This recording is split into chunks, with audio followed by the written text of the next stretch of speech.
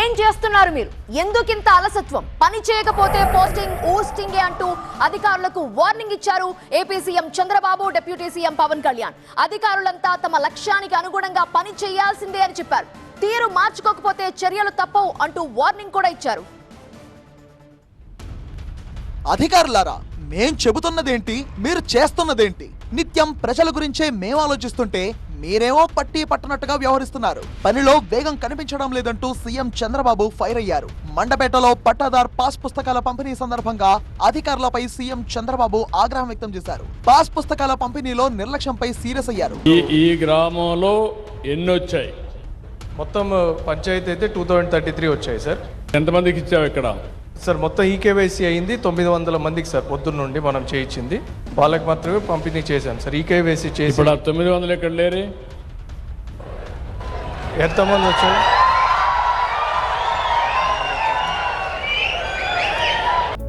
Resonance mini JEE mock test కి register చేసుకోవడానికి minijee.com ని విజిట్ చేయండి. Initiated by resonance, media partner TV9 Telugu.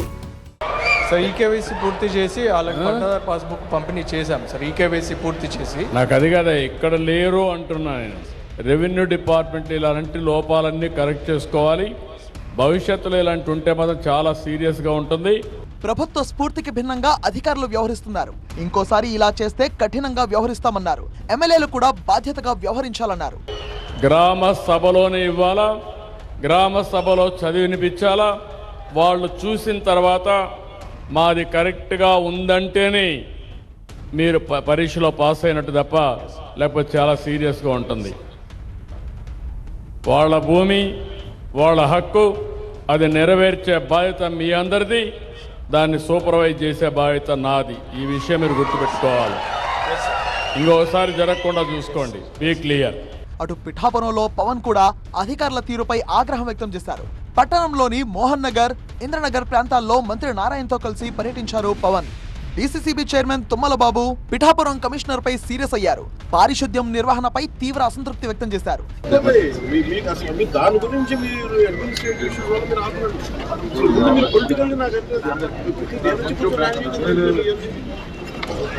Model పాలసీని మాట్లాడడం మీరు కంప్లీట్ చేయగలం కానీ మీరు ఇవన్నీ మీకు కన్సర్న్ అఫీషియల్స్ ఉన్నారు. ఫండ్స్ ఎవరికి ఇబ్బంది లేదు. పనులు చేయడానికి ఎవరు వాటాలు అడగట్లేదు కదండి. మరి ఇంకేం ఇష్యూ ఏంటి? ఈ పని చేసే కాంట్రాక్టర్స్ అన్నీ ఏం లేవు. ఇంత అపరిశుభ్రంగా ఉన్న ప్రాంతంలో ప్రజలు ఎలా ఉంటారని ప్రశ్నించారు. నేనే చీపురు పట్టి తొడవాలా అని నిలదీశారు. ఎన్ని రోజుల్లో ఈ సమస్యను క్లియర్ చేస్తారో చెప్పాలంటూ ఇన్ఛార్జ్ కలెక్టర్ అపూర్వ భరత్ ను ప్రశ్నించగా ఆయన నెల రోజుల సమయం కోరారు. ప్రతి చీపురు పట్టుకుని అన్ని మీద దొడమంటారా ఏంటి? మరి అందరూ ఉండేది ఎందుకండి? వీళ్ళందరూ వెళ్ళి కూర్చొని చీపురు పట్టు తుడుస్తూ ఉంటారు. చెప్పండి, మీరు తను చెప్పండి, గట్టిగా చెప్పండి. అందరికీ హౌసెస్ అందరికీ చెప్పండి. పొలిటికల్గా హ్యాండిల్ చేయండి, అడ్మినిస్ట్రేటివ్ హ్యాండిల్ చేయండి. అదే మీరు ఇనిషియేటివ్ చేయకపోతే ఎలా అండి? ఆ గవర్నమెంట్ అంటే ఎవరు ఉచితంగా పనిచేయట్లేదు కదండి. అందరూ అటు సీఎం, ఇటు డిప్యూటీ సీఎం అధికారులపై సీరియస్ కావడం హాట్ టాపిక్ గా మారింది.